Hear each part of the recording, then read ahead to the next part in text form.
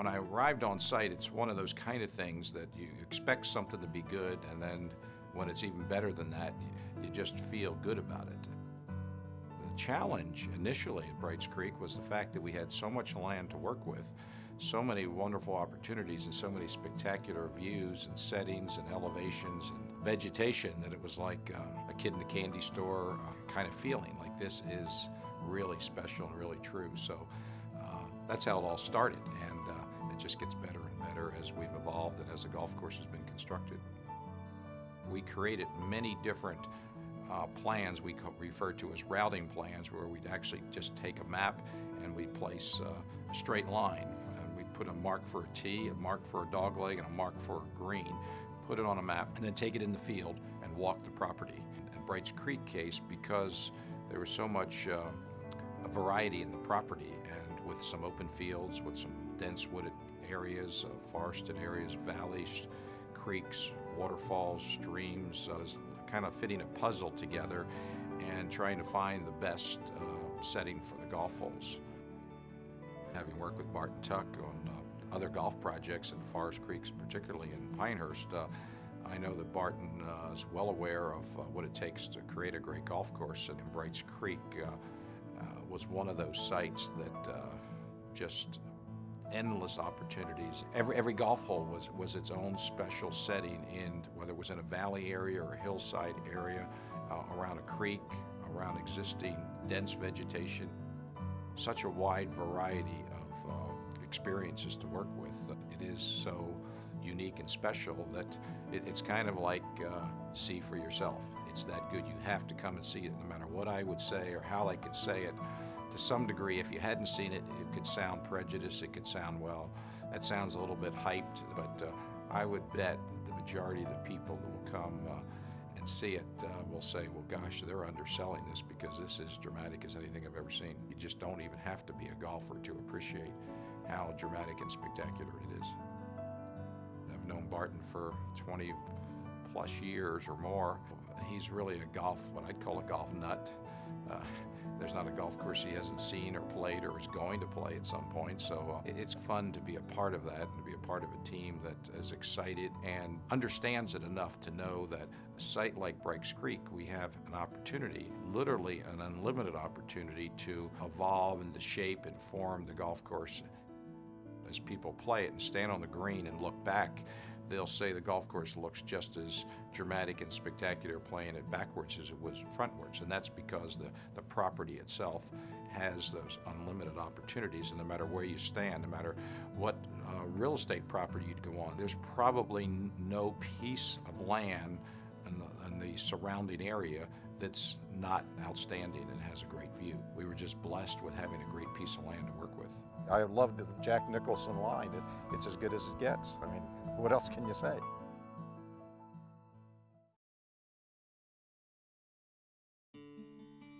I was introduced to Brights Creek by a colleague of mine, and he knows Barton Tuck and Tom Harris and the development team there, and he introduced me to those gentlemen and to the property, and it was love at first sight.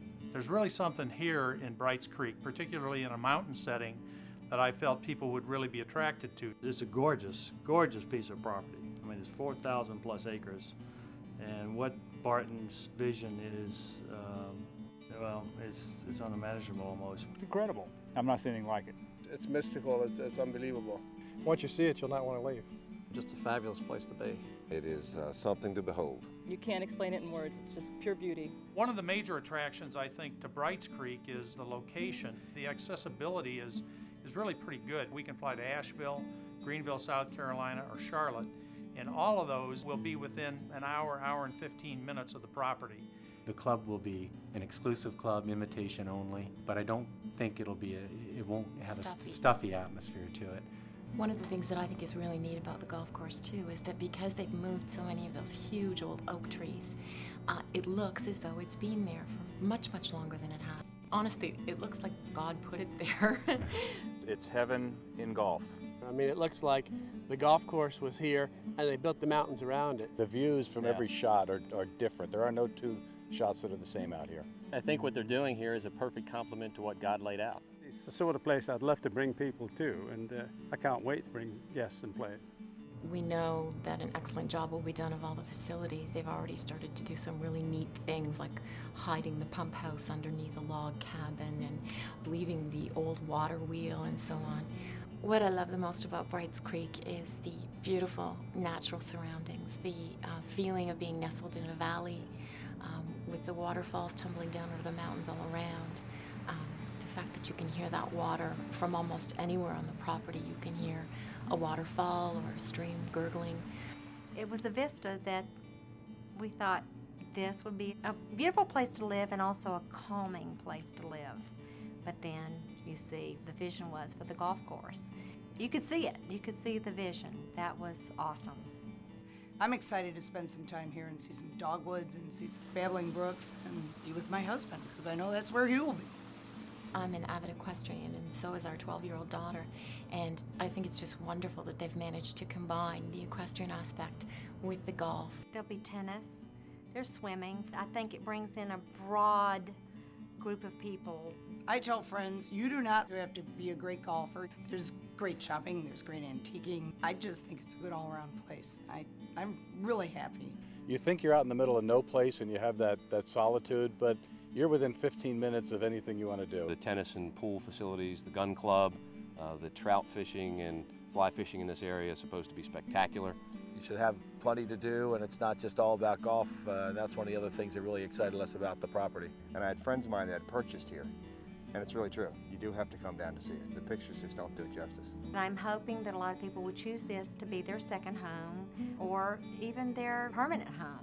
And also the fact that my children will have the opportunity to be a part of such a beautiful community. It's not just the golf, it's the environment. This is really going to be a total community where people are going to live here more or less full-time. There's going to be hiking trails, there's waterfalls, there's streams, so there's a little bit of something for everybody here. It draws a lot of people from a lot of areas, and the beauty of it brings us all together. The thing about Brights Creek is that all you have to do is get your friends to the property, and once you do, the place sells itself. I'm excited about getting to know all of these wonderful people. This is a journey, and there's 4,300 acres here.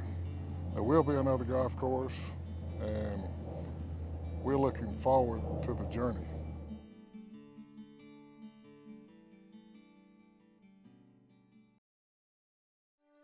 The community of people at Brights Creek certainly has a diverse group of interests, even beyond the Tom Fazio designed golf course, equestrian center, clubhouse and fitness center, gun club, hiking trails, and other amenities that will make this a comfortable place to live or visit. So, we'd like to introduce you to some of the quaint historic towns that are a short drive from Brights Creek's main gate. First, there's Tryon.